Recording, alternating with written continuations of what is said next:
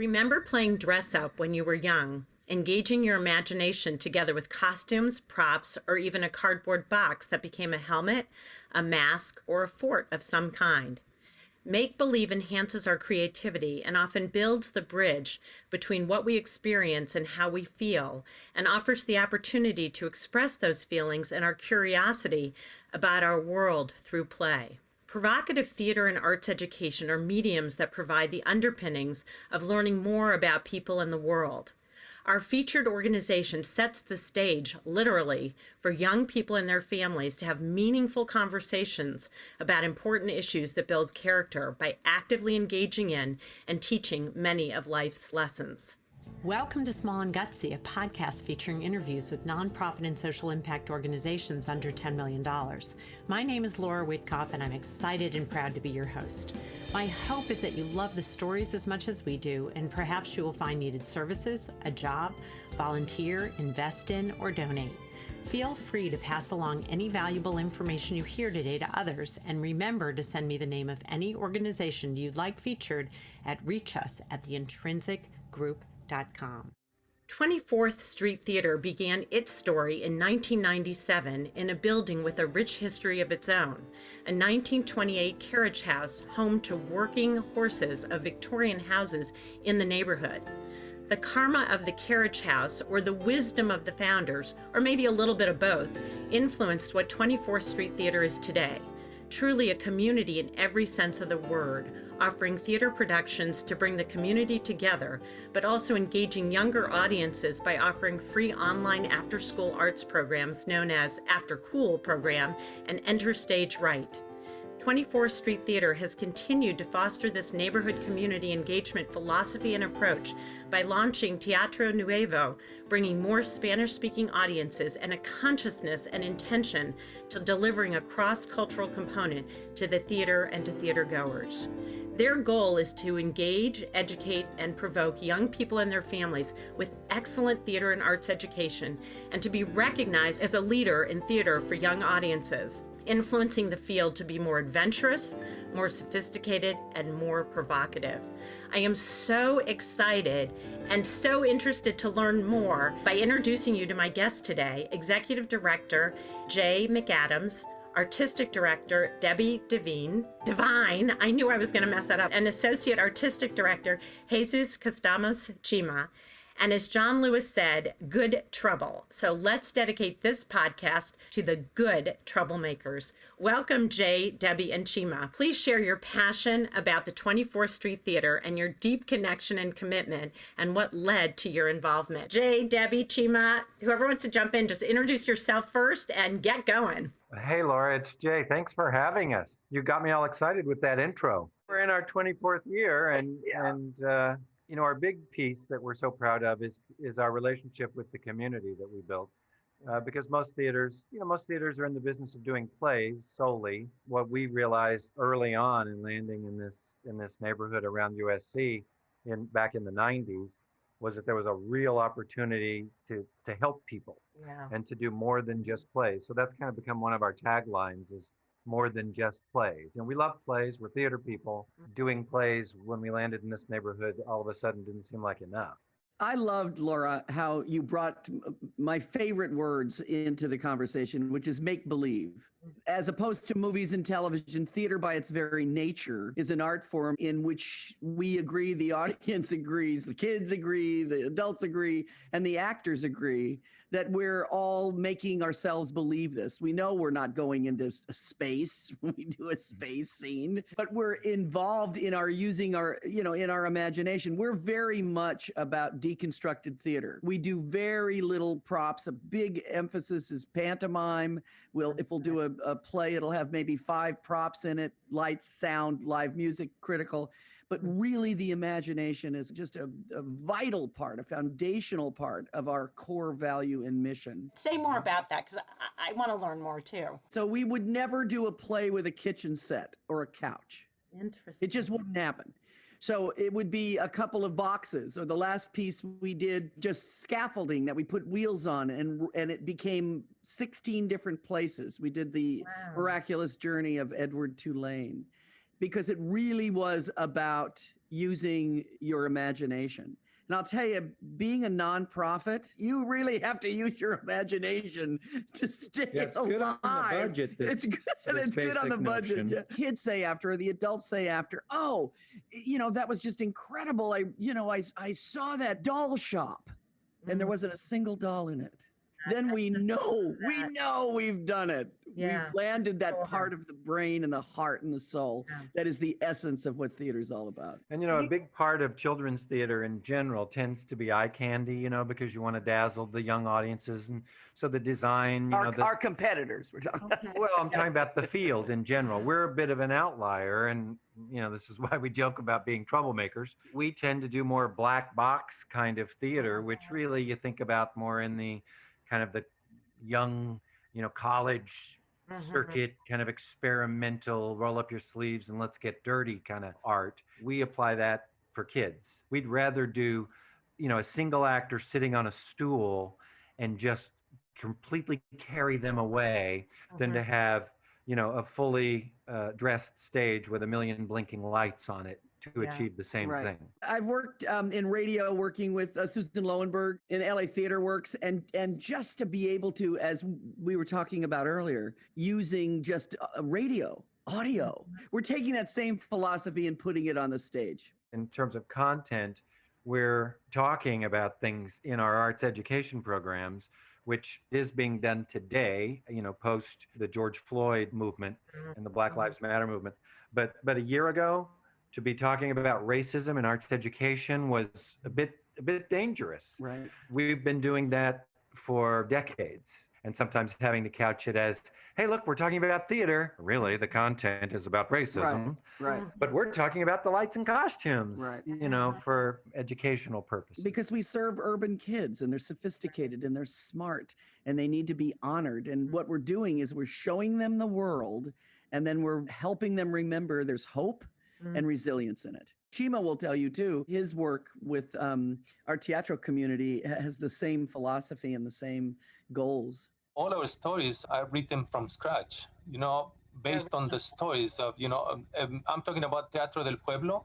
Most of our plays come from their stories as immigrants in this country. Another thing that I wanted to say when, during the introduction, you said cardboard boxes. It just made me think about the way I started dreaming about doing theater, because that's what I'm from a very small village in Mexico, only 300 people. And that's the way I started, creating, with a cardboard box and my toys, I started creating stories for my sisters.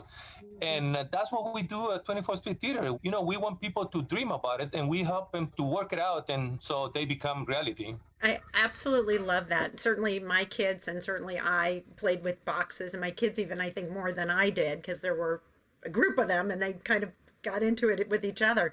But I love that because it can be anything you want it to be. And then it can change in a heartbeat. If your desire changes, the scene can change. And so you're really creating that space for folks to enter in and use their own imagination. You give them sort of a part of a journey, and wherever they take it and go with it is connected to their own journey, which I really, really love and appreciate.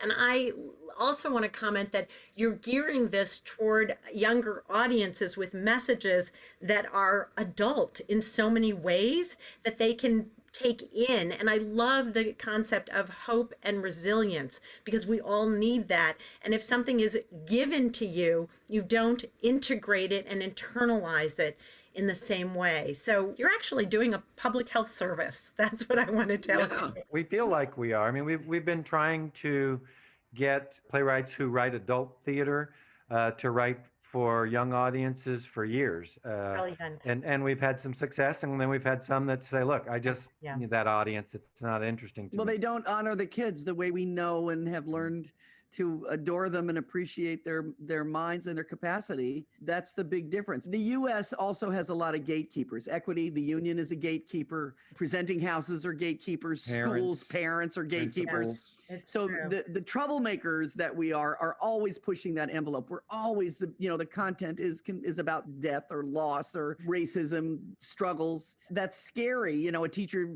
doesn't want to feel like, oh, I brought my kid to 24th Street Theater and she came home crying. Yeah. but she came home crying because she felt something. I think it's so important because those experiences kids have, and to see it in an outside environment actually helps the child, or would have helped me as a child. I'll speak for Right. myself, to realize that I'm not alone. This actually happens, and it is sad, and I need a place to talk about this, and hopefully with my family. Whereas if everybody's trying to deny the existence or placate it with a candy and lights and sort of the rest of the, you know, it doesn't work. There's a lot of sense around protecting children. Of course, we need to protect Of children. course, that's a But when you have a structured story, an actual place in which feelings are expressed, and empathy is out there, and they feel that and they express that, and then teaching them how to regulate those feelings. That's brand new in the world of education. We've been doing it for 25 years, but educators are just learning, oh, wait, it's good to express themselves. Right. Called social emotional learning is in the vanguard of it. Theater has the structure, the strategy to help them navigate feelings, not just deep breathing or yoga. And not just watching it and experiencing it as an observer, but to experience it themselves as artists, we feel is a strategy. One of the things we've been doing recently during the pandemic in this last year is working with one of our partners, the LA County Office of Education. We've been working with them for years, but in this last year, we've been really focusing on this social emotional learning that Debbie's talking about, and training educators across the county and state, hundreds and hundreds of them already, how to incorporate this into your regular classroom practice and use it right now. I mean, talk about suicides. You know, Clark County, Nevada, in this past school year has had 18 suicides. The youngest was a fourth grader. So, you know, there's an epidemic, kind of a pandemic within the pandemic of student suicides in this country. So trying to get the mental health piece back on the rails is crucial. And we have been really lucky that LACO's brought us in to be trainers of this for the education community. And we're also lucky that all of this is online now. So that's just serendipity and the good luck of being able to talk to the entire state, to multiple counties, which we wouldn't have been able to do if this hadn't happened. So, you know, thank you. Thank you, COVID. Thank you, Internet.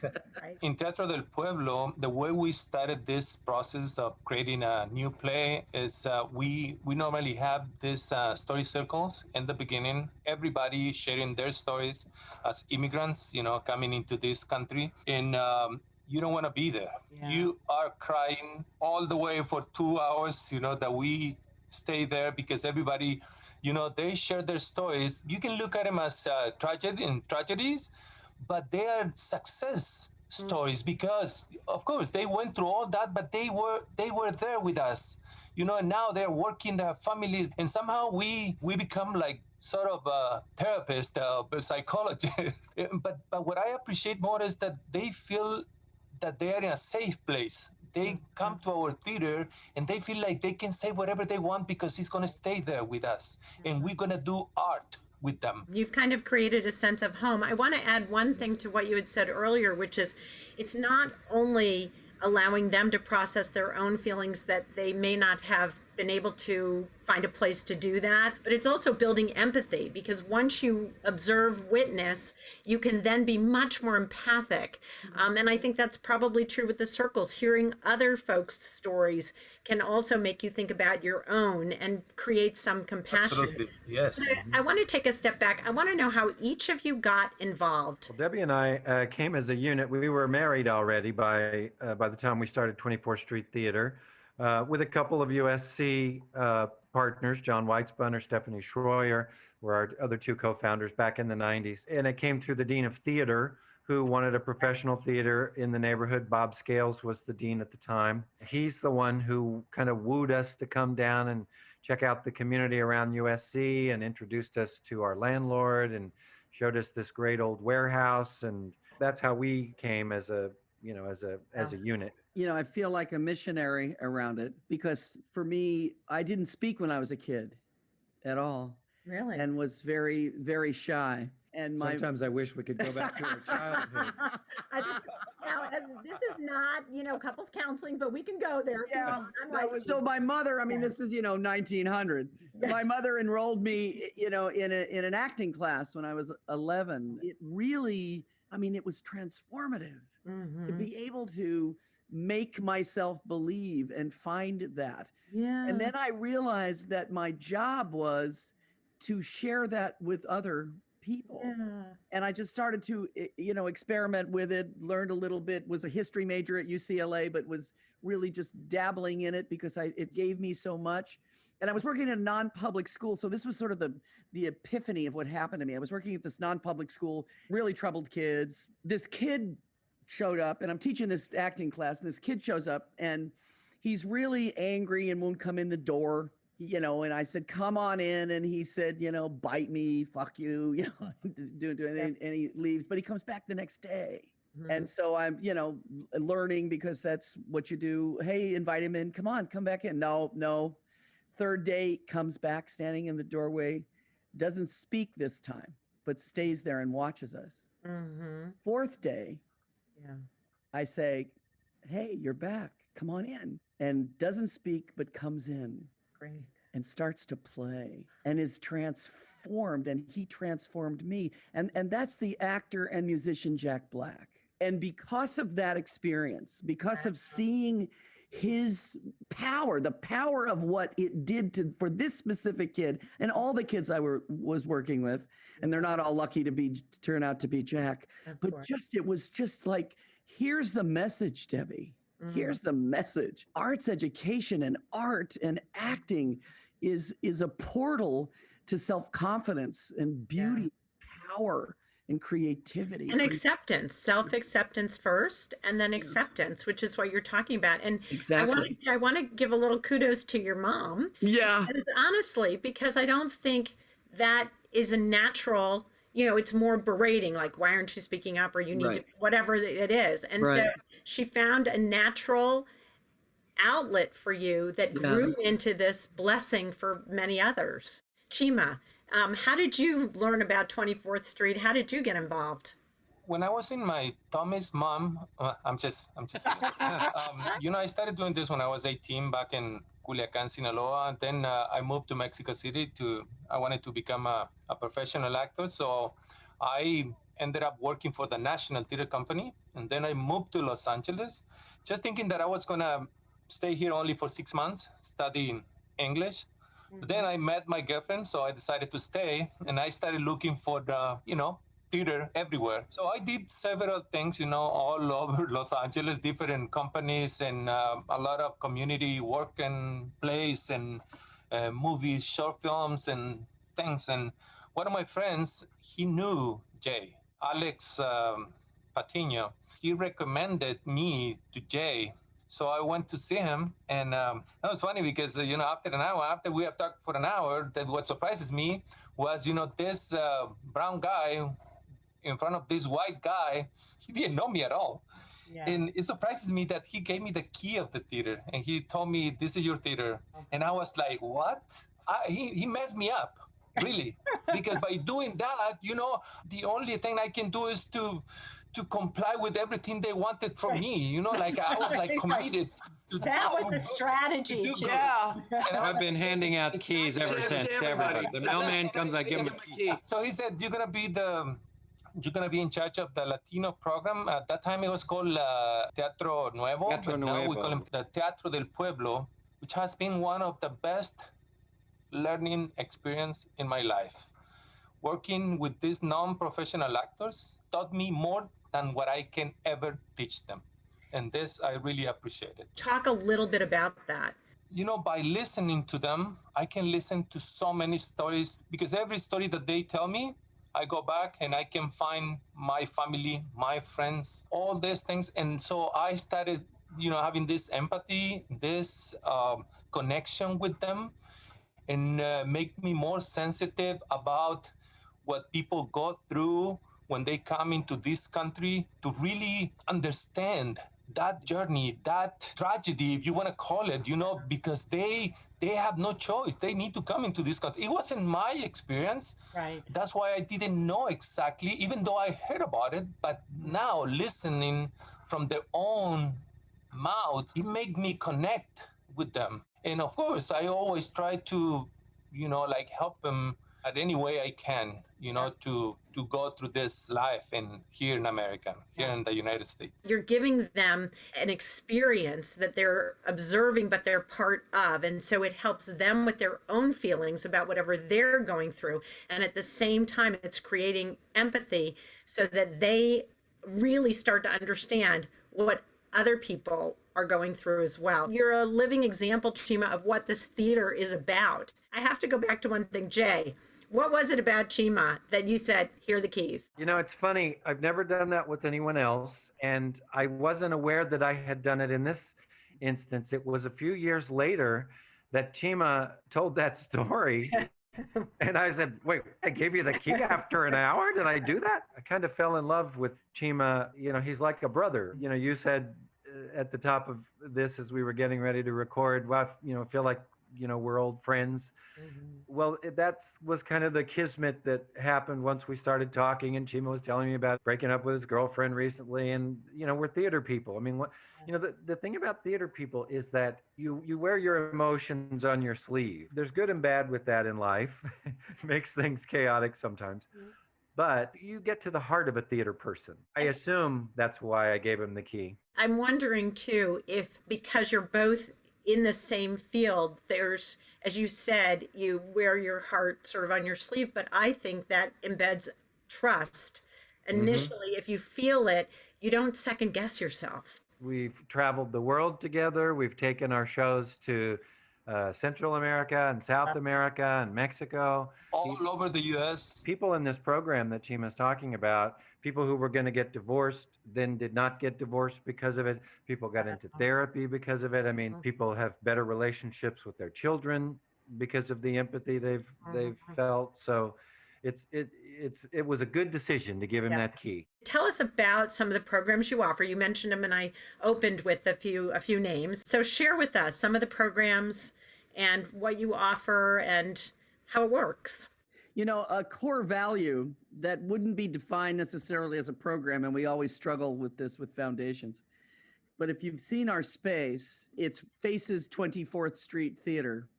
And they are giant, big accordion carriage doors. They open to our lobby, and they are always open when we're there. Anybody that promenades, walks by, whether it's a graduate student, a homeless person, a merchant, they tend to kind of wander in there. And we keep coffee Always hot coffee in the is lobby. always brewing. So a homeless person comes in, needs a bathroom, a cup of coffee, a place to sit and be safe for a few minutes. That's So what we've had lobby does. hundreds and hundreds of people that have never seen the programs that you're talking about, Laura, but have experienced us as caregivers and artists and kind of the little church on the corner there. So we call our open door a program because it does take a lot of our time, throughout an all the average. staff is up front. It's helped us become a pillar of the community because we are a go-to place. And it goes back to that word, Laura, that you talked about with Jay and Chima. The community trusts us. Some of our other programs, we have in-school programs.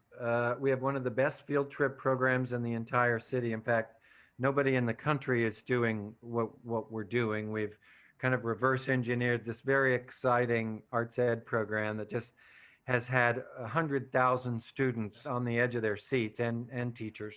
So that's called Interstage Right. You alluded to that. We now have a virtual program. Debbie has taken that online in the last year since the pandemic, and school has been online. Completely reworked it and came up with this great recipe that, again, LACO, the Office of Education that oversees 81 school districts in LA County, saw it and said, holy cow, this is like, nobody's engaging kids like this. We developed a little technique we call breaking the glass, where it's like reaching through the screen and just grabbing them, and shaking the excitement right into them. Right. So that's a huge program. And then we have after school programs for our inner city kids, for our local kids, free after school programs.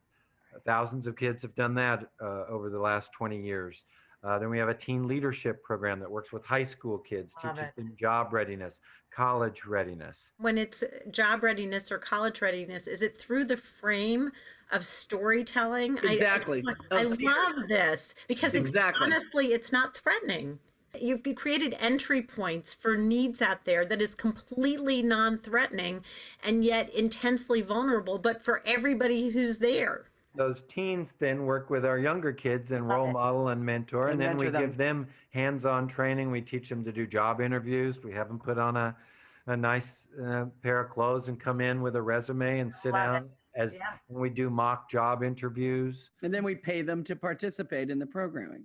We do professional development, and we've been talking to you about it, professional development for teachers and administrators. And that's a program we do nationwide. And we do professional theater for young audiences, which is always super titled Spanish. So we always have the super titles there, so they're accessible to our community. And then our Day of the Dead, which is, I mean, it should be, that's the only thing we do. Day of the Dead. It's gotten so big and hard. It's so big. It's 5,000 people, 2 council districts, a supervisor district. We shut down Hoover from 22nd all the way to Adams. Unbelievable. And if you know LA, that's Yeah, a several lot. blocks. When I told Jay about this, you know, I said, Jay, let's do a Dia de los Muertos festival. And he said, what is that? I tried to explain to him, and he said, oh, that's Halloween. No, it's not Halloween. Right. It's just totally different. It's Totally not different. Halloween. Yeah. It's- Yeah, we and- do nothing. But listen to this. You know, talking about trust. I told Jay, let me do it. And I remember that time there was, you know, we didn't have that much money, and he said, you know, we only have $500. That's what he told me. The first festival, it was made with all my friends, you know, like dancers, painters, actors, and we did this, and we called the community. We talked to the community, and they came to sell their, you know, the tamales and all these things that they Mexican antojitos that they do. You know, every time they have a party or whatever, they brought it into our festival, so they sold it.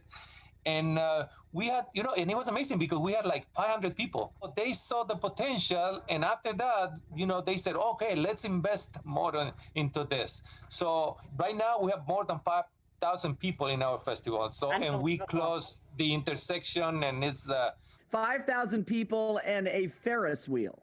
Chima, did you start this when you first came on board 15 years ago, and it's been going ever since? yeah, that was pretty much yes. I think it was the first year. Yes, exactly. Do you imagine when hopefully COVID-19 dissipates and we're vaccinated, or it's something that isn't so high risk? Do you imagine continuing a sort of hybrid? I don't know if you have the capacity. Absolutely. Yeah, tell me more about that. Because you can reach so many more people.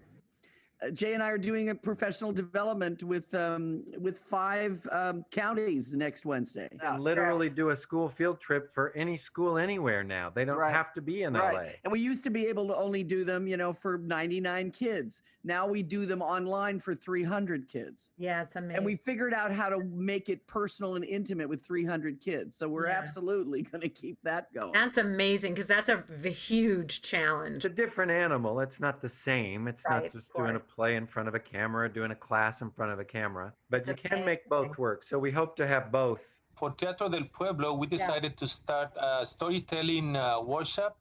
And because I told them, okay, you're good telling stories, now you're gonna write them. Some of them, because they were afraid of doing it, because they never wrote like only a letter, maybe to their families, to their countries. But I told them, yeah, we're gonna learn how to write the stories.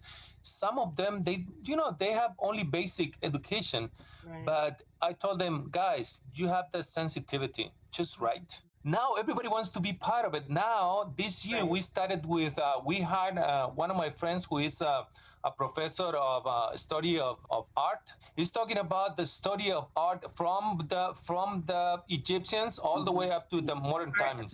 Teacher of And art he's- history. Yeah. Yes, exactly. And everybody's excited about it. I was afraid because I thought, oh my God, these guys haven't heard about all this vocabulary and all these things that, are complex, even for me sometimes. Sure. But they are very excited. If this guy is pretty good, my friend is pretty good, sometimes it takes a lot of time in one painting just to create a story around the painting, and they get very interested in it. One of the members, she's like almost 80, and she called me just to tell me, Chima, now I think about different when I go to, I'm going to think different now when I go to a museum. Before I used to see the picture. Now I see a story behind it. Right. Now I try to explain to myself what the painter wanted to say. To operate as an artist, a big part of it is your intuition and obviously talent, the wound that we all need to have too, but intuition. Yeah. And we intuited, Jay and I intuited that we needed videographers. We needed editors. We needed graphic designers. We have a huge team in that way, which has allowed us to take all of these programs that we're talking to you about, Enter Stage Right, the writing, Teatro del Pueblo, Day of the Dead, and make it really beautiful for online viewing. This is not our wheelhouse. We're theater artists, so having video artists and editors has been just a huge boon. And then the serendipity of having them team members, then this happens, is a big reason why we were able to just get everything online and have it look so great and have it be so accessible. Teatro del Pueblo program started with a 2-year grant about a half dozen years ago. And at the end of the 2 years, I said to everybody, well, thank you. It's, we did 2 shows. It's been a great thing. And bye. And they were like, well, what about us? Yeah. And we realized, oh man, we got to keep this going. This is not about a grant project anymore. No, this is about the community. So it's been going on our own dime ever since. It's worth to mention how, the idea of starting this program, it was to build a bridge of communication between parents and kids. The kids that were taking classes in our theater, we wanted to give the experience of the stage to the parents, so they have a common ground to talk about during, dinner or whatever. And we should give a shout out to our colleagues at Cornerstone Theater, because they kind of created this model decades ago, bringing non-professional theater people in to do theater, just kind of your average person off the street. I think that's part of the community planting a seed and seeing where it grows. Right. And that's how we learn from one another. But I love, Chima, also what you said about it's an avenue or a bridge for parents and kids. And so it also helps me understand that when you have kids coming into a program and they may be bilingual, but the parents may be really Spanish only in some situations. Correct. Yeah, about half our parents are in that column. Yeah. So you want to be able to have that accessible piece, which you talked about in terms of the translation piece, and then also a program that is built around the immigrant experience, whether from a Spanish-speaking country or not. That immigrant experience, opens doors for people and how they think about their own experience, and both the tragedy piece that you talked about, but the also the journey that they're on and the success that they're having, and you're adding to that. Just thinking about that connection, just how vulnerable our community felt when Trump was in power, because they were. I mean, there were ICE vans in the neighborhood. You're down there. Yeah. And it was, those doors being literally open were symbolic. They were real, and they have always been. What can we do? Yeah. Fact, what can we do for you? In fact, at our Dia de los Muertos event, it has been getting progressively bigger each year. 2019, I guess it was. We had 3 council members coming and making speeches and all this stuff. So there was a little more police presence, a little more security. We were concerned. It was right in the heart of all that ICE, business. Some of our families had family members rounded up at work, went to work at some factory in the morning and were carted off, and they, didn't know where their dad was or whatever. And we said, we're really concerned about our community. What happens if an ICE van pulls up? And they guaranteed us, they said, we will stand with you. There will be no ICE van pulling up, and we will protect your people. We took some comfort in that. Again, it goes back to trust, the trusting relationships that you've created within the community. Your doors are always open, and that it is scary and alarming when the outside environment is shifting. You've been there a long time.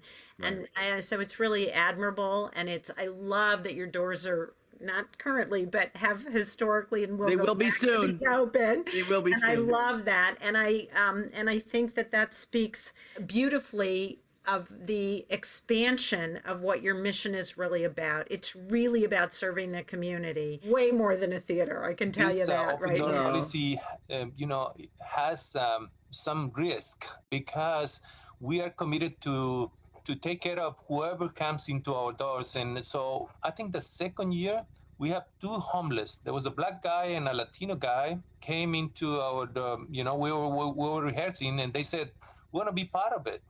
We didn't know who they were. Actually, one of them, the black guy, was drunk, and I said, well, "Okay, come back tomorrow and we'll see." So they came back. They were part of our show. They feel, because I was committed to make them feel successful, that they have achieved something in their lives. So eventually they did it. One of them now it's like doing castings for doing movies, and for me as a director to take these two guys all the way to our opening, and be part of our show. That was pretty Beautiful That's thing. an amazing story. And I have to say, Jay, I'm so glad you gave Chima that key.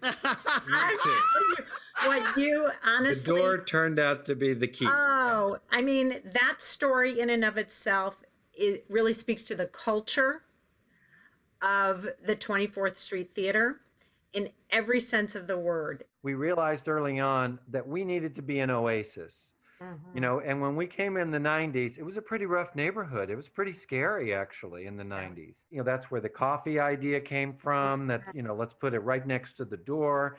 Let's keep the door open. We'll greet people. I mean, it was counterintuitive. We'll give tours when Right? people Here's come in. here's what looks like a dangerous neighborhood. Let's open these doors all the way. And we made our lobby into an art gallery. So if you just walk by, you would look in and you would see that there was an art exhibit, that looked like a real gallery. And then Chima said later, hey, let's put flags, international flags, in our lobby. So when people come by, it's just a little wink to them that, hey, you're welcome here. Nothing of this could be possible if we didn't have this leadership, to be honest. I have to say it because of these risk takers, because they trust me of my craziness. Sometimes I just, propose to do things that might look crazy, but they trusted me. They said, okay, let's see what happens. And it was that same door that led us to understand the kids in the neighborhood, because we were back in 97, I guess it was. We were setting up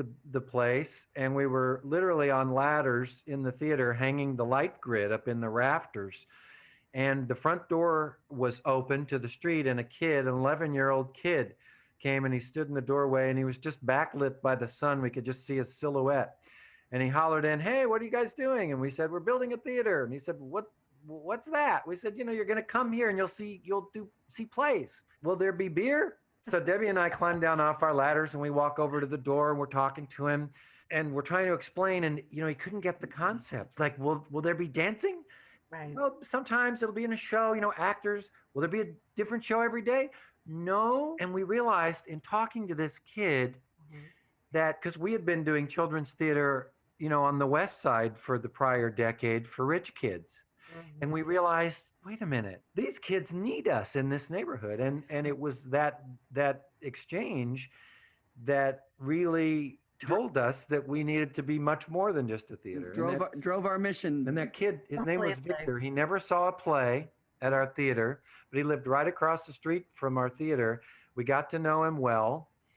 He has spent most of his adult life in prison for various things. He's now in his 30s. When he gets out, he generally comes and pays us a visit and tell us he loves us.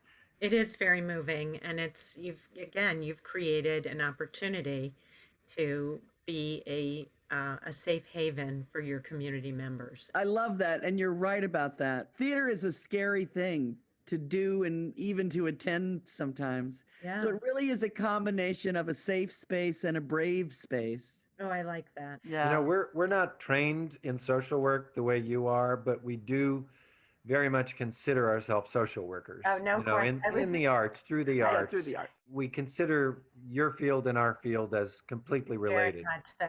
even though you're trained. I actually want to commend you, because I think the human connection and the humanness and the humanity at which you approach everything that you do, it comes through.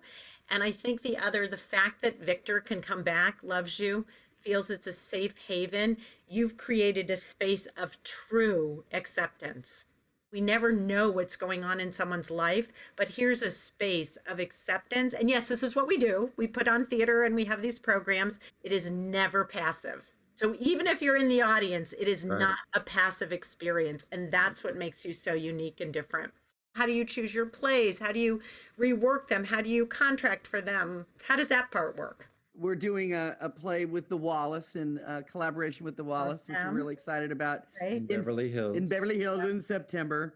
We've turned to a playwright who writes specifically for theater for young audiences. And he'd written a play about Rapunzel, the classic story of Rapunzel. And I read it and it felt like it wasn't sophisticated enough. It was Rapunzel and I wanted Rapunzel. So I contacted him and said, Mike Kenny, we love your work.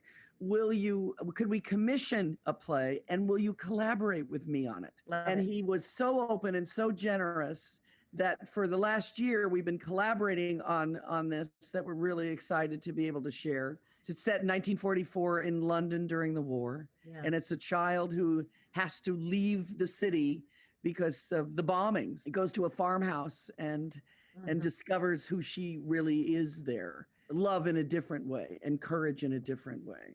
She's a mixed race character. How she handles who she is and how she discovers who she is, just beautifully written. And have been deeply proud to be able to collaborate with Mike and with the Wallace on presenting this. And we're doing two versions of it. We're going to do an audio version in September and then a staged version in April. So we're really excited about it. We reject most of the children's theater plays that people send to us because we're looking for a hybrid. We're looking for something an adult would come to alone and love it, but that a kid can absorb the main thing. You said something earlier, Laura, about, kids want to be treated like adults. Yeah. And so what our formula is to do that very mature show that most people would come in and go, that's not children's theater. And we would answer, well, we think it is. Yes, it is. Because it's, now we wouldn't show kids all theater because everything's not appropriate for, a 7-year-old. You don't want to horrify and traumatize them. No. But you can talk about death and you can talk about greed and you can talk about, loss. The big things that matter. If a play doesn't matter, then let's not waste anybody's time with it. It's too hard. It's too expensive. And frankly, we're just getting too old to do plays that don't matter. We want to only do things that matter. So we've carved out a genre that doesn't exist, which is children's theater for adults. We need to be able to make them laugh. We need to be able to make them cry. And then we need to be able to make them laugh again. Right. Like Debbie said, it's not small stories about people in their kitchens with girlfriends and this and that. No. It's got to be big. It needs to have magic, mind-blowing. How could this story happen? The subject matters that you talked about, like loss and race and empathy or lack thereof, exist within their young lives anyway. That the other things that shouldn't and don't are reserved for later on in life. And I understand that. But without that early exposure in a safe way, as you all pointed out, Chima included, about including the family and getting the family involved, is such a fabulous formula because it puts it in an objective context that the family can discuss without discussing maybe what's going on in their own family. Exactly. Necessarily, right? We just lost our pet or we lost this, and this was something in the play about loss, and loss triggers other losses. Right. And so just to be able to have that conversation is rich, and it allows a child not to be treated like an adult, but to feel included because their feelings matter. I'm going to use your... Well put. Yeah. We consider ourselves the Pixar of live theater, not the Tarantino. That was perfectly said, because I think Pixar has done a good job of taking topics that are children focused. And of course, Tarantino, who we can love as adults, is absolutely not appropriate for kids. That sequence in Up, that cycle of life sequence. Who didn't cry during that sequence? 13, 14 years ago, we had a play. It was a children's play, and like the kind we do. And there was a scene between, there was a girl and a little boy, and the little girl, the girl was in love with the boy, and so she got a condom. She said, "Oh, I stole this from my grandma, from my grandma's bag." So, and what is that? It's a balloon. It's a balloon, but the adults call him condom. When they were leaving, it was the end of the play, so they were leaving, and one of the kids was asking, his father, Dad, what is a condom? Right. Didn't you hear? It's a balloon. Right, don't you know? That's what it is. But I want to comment because the response of the father that it's a balloon is I think there are times with our children where we just give them enough information that they're satisfied with it. And then when they're ready for more, we give them more. And that's what you're creating. Small and Gutsy is sponsored by the Intrinsic Group, my boutique management consulting firm specializing in guiding organizations to leverage talent, optimize processes, and to ensure the organization's narrative is aligned with their culture. We'd love to invite you to be a sponsor. So if you're interested in sponsoring Small and Gutsy to keep it going, please reach out to me at reachus@theintrinsicgroup.com. So now to my quick and gutsies, if you guys are okay with that. What is at the top of your wish list for 24th Street Theater? However, the answer cannot be money or funding. For me, longevity. I want to be as old as USC. I want these kids and their grandkids to come back to that building and say, I took classes there, I saw a show there, and now you can. Longevity. Yeah, I think that would be mine too. I think it is really hard, because of all the stuff we've just talked about, to summarize who we are and what we do, because theaters don't do what we do. We're literally feeding 2 disabled seniors from the neighborhood during the whole pandemic, taking them to doctor's appointments. That's crazy stuff for theaters. Theaters aren't in that business. And we just found ourselves in that position and saw the need, and there was no one else to fill the gap. So we're stepping into that void. But, I'm sure many consultants would pull that apart and say, why, you shouldn't be doing that. That's not your mission. Jay, let me put a word to that because you already did it. Continuing to do what matters. Keep the magic. Keeping full houses in a way is pretty much the same. That would be longevity. Laura, there's one of my favorite quotes about magic. This is about magicians, but it applies to us, I think, so much, is that the word illusion is trying to figure out how the trick was done, but magic is how you feel while you're watching it. And I really love that magic is a feeling, and that's what we're trying to always convey. Yeah, when we were talking earlier about deconstructed theater, if somebody gave me $3 million to do a play, I wouldn't know what to do with it. Because we're not saying that on this podcast. Please. We'll find out. Figure it out. But we'll figure it out. It wouldn't go to costumes and props and sets. Bingo. But that's an important thing for listeners to understand, is that money that you do get really goes into your programming. It really allows you to do more for the students and for the families. Exactly. And for hire more teaching artists. Right. That's what we do with it. For instance, we have a scholarship program to help schools underwrite their field trips. Yeah. USC is one of our funding partners. Thank you, USC Good Neighbors. Nobody pays anything. All that's free. It's a great business model. We don't charge for anything. It's accessibility is way up. We actually hate money. Our joke at the theater amongst the staff is, we hate money. Don't give us money. We hate money. You do need it. It's an evil that you have to meet in this world. Listen, I've come to learn that resources are so important, however you acquire them, whether it's money or in kind or a whole bunch of other stuff. And so the fact that you do great work brings the money, brings the funding. What makes your organization gutsy? This is, after all, the Small and Gutsy podcast. What makes your organization gutsy? Well, we deliver content to young people and young people's hearts and minds in a pretty sophisticated way. And we are not risk averse around that. We get out there and get ourselves in trouble sometimes around it, but stand firmly that we respect children's capacity to experience a story and to come out stronger on the other end, the catharsis and the resilience and the hope that they get from it. For me, it's the neighborhood that we landed in and that experience with Victor in the doorway. What being in our neighborhood forced us to do that day when we realized, wow, this is not like birthday parties for kids. kind of neighborhood. What are we going to do? We realized we had to focus on human need, not start with an idea for a show.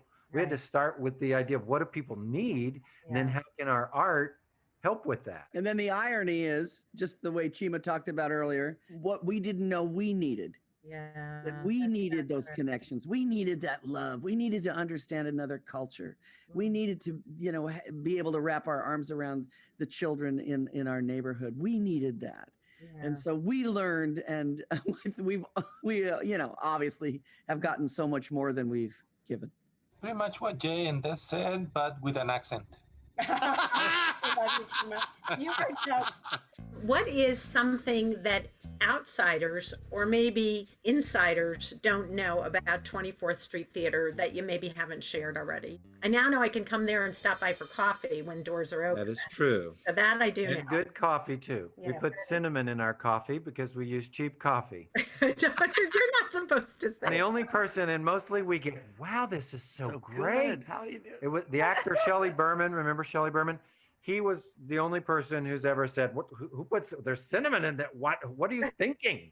What makes you think I would want cinnamon in my coffee? Every theater does this, but for us, it really is a religious ritual. Is we never leave at night without the ghost light lit. As tired as we are, and all day we're coming. It's 11 o'clock. One of us will bring it out and plug it in. And and we've got skylights so that we can teach with natural light and close them for matinees. You absolutely could come back the next day and there would be light. If you came back, at 11, there'd be light through the skylight. But for us, the ritual of having the ghost light just means. Explain that to our listeners. I love that concept. Somebody's always home. I mean, think about a theater. Have you ever been to a theater with a window in it? The answer is no. And the reason is because we need to be able to black it out completely. And we need to be able to direct your eye because unlike film, it's just you sitting there. We have to show you where to look. Because we teach kids in the daytime hours, that is so depressing. And the walls are always black and the floors, everything's black in a theater. So the skylights are a way that we can bring life and love and warmth in, during the daytime. But the ghost light is that tradition of, 2,500 years of our art form that we feel tribal about and honor. For me, the secret would be, I always think of the Wizard of Oz and the Man Behind the Curtain. Yeah. We have created in our 24 years, and it's our 24th anniversary, by the way. And I don't even know how we've done it. We've just lucked out somehow and created a really beautiful organization, magic and beautiful. And there's only a handful of us, just like with your podcast enterprise here, a few people doing a lot of work that matters. And so I think that's kind of the secret. From the street, if you walk in, we probably look like a well-moneyed, well-funded, well-peopled organization. Yeah. Really, we're pretty grassroots. We're pretty small. We're dancing behind that curtain really fast. But hopefully it looks bigger than it is, from the street. And that's commitment. I don't think outsiders know how much attention and work we put into details when we are doing our shows. Even a single small detail, we rehearse it. Sometimes I get tired of it. I said, Debbie, please. But oh no, one more time, 10 times, 20 times. Debbie, that's it. We want to make sure that everything works to 100%. Of course, we know, we have accidents, but that we cannot control. But whatever we can control, we rehearse it to 100%. For us, this is showing respect for our audience. Laura, we have Debbie doesn't know this. We have a show called Eyes. So when we had a trick that, the bumper falls, like during the show, it has to fall. So From an ice cream truck. So we have the set piece is an ice cream truck. Yeah, we had a trick and it wasn't working. And Debbie said, you know what? We are not doing it. But Debbie doesn't know me yet. What I do. So we left. I spent the whole night at the theater. I came back to the theater. So the following day I said, Debbie, now it works. Wow. Show me. Boom, did it 20, 10, 30 times. It worked perfect. So we kept it. I love it. So Yeah, but he forgot his lines because he was so tired in the performance that day.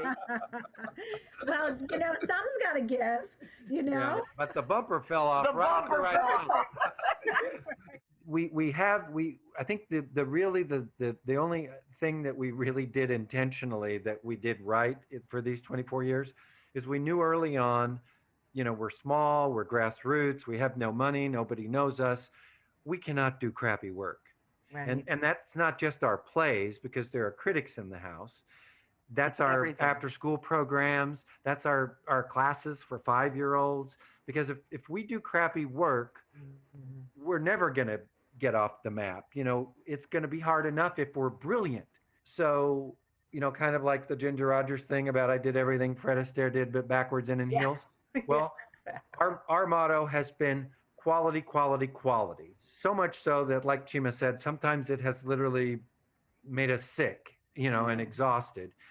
But it is, in hindsight, in these 24 years, it's the one thing that I don't have regrets about, that I think if you come to see a little kids after cool class at our theater, you will, as an adult, if you sit in the back row, you'll walk away going, that felt like a show. I should have bought a ticket. And I'm really proud of the quality. And I think people would be, in general, I think they'd be shocked to see what the quality of all the work, our teacher classes, our field trips, we don't have the B team that does that work. We have the same artists that we do in our award-winning plays. Even with a Spanish production, I think we are the only company in Los Angeles that had won the best production of the year with a Spanish production among more than 300 English speaker companies. If you could get one celebrity or influencer to endorse or talk about 24th Street Theater, who would it be? Right now, my choice would be Amanda Gorman. I think she speaks so well to our kids. She actually graduated from the school when we moved here. I had still school-aged children, and one of my sons was in her class. And I remember seeing her at graduation. She spoke at graduation. And I remember turning to my mom saying, this young woman is amazing. Well, for me, Laura, it would be you. And it would be you because you would give us the kind of credibility that we're claiming but can't. So somebody that's really in your field that says, I can see the synergy and the Venn diagram between what I do and what is happening in that space, and it's critical and every kid should experience it, it would be you. I'm going to do it for you. Hashtag me. No, I'm going to do my best and continue doing it. I think this is, as much as I can extend and expand awareness and networks for the folks I interview. And you are a perfect example, particularly in the field of psychology and social work, and the combination thereof of building the next generation, which is a big part of what you're doing, is remarkable. Chima, what about you? I think about Molière, and I think about Darío Fo. I like when you teach through comedy, because I think laughter is the best remedy for whatever problems we have. And I think those two are pretty good at doing that.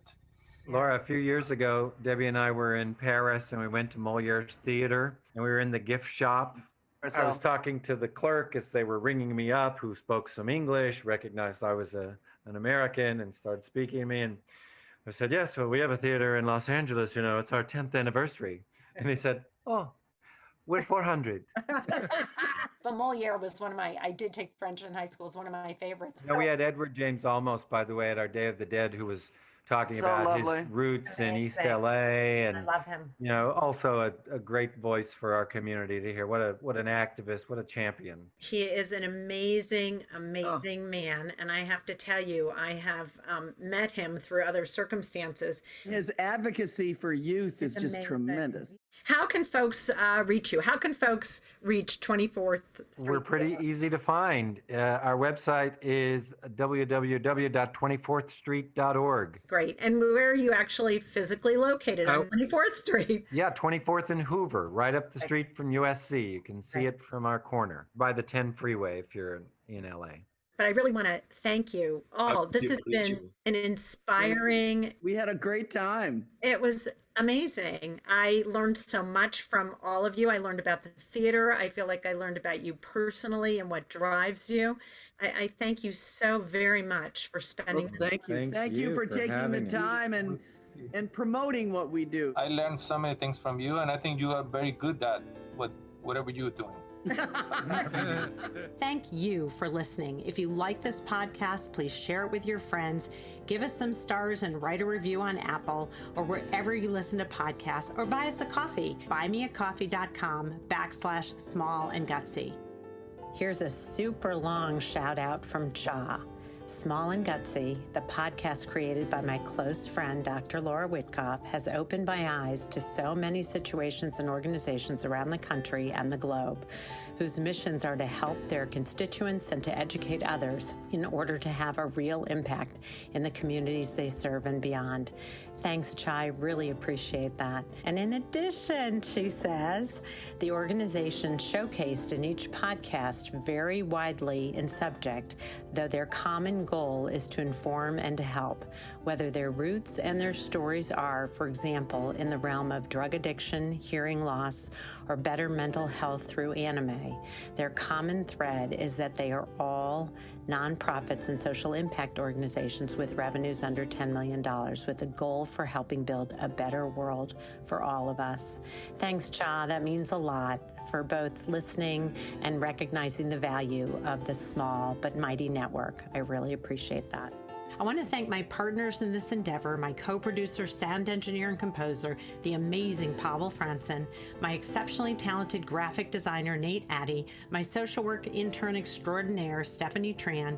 Please check out their bios on the Intrinsic website, and all the folks, friends, and family who have guided and inspired me. Our blog of these small and gutsy nonprofits and social impact organizations can be found in the organizational stories section of the Intrinsic Group website, so that we can continue to link clients, volunteers, future employees, investors, and donors to this small but mighty network. Of course, we can't take responsibility outside of our own vetting of the organizations we interview, so before you sign on to support or work for them, we encourage you to do your own due diligence and research them as well. We just want you to learn about the small and gutsy nonprofit and social impact organizational sector so they can spread their story and their impactful work. From small and gutsy to big with impact, I'm Laura Witkoff, and thanks for listening.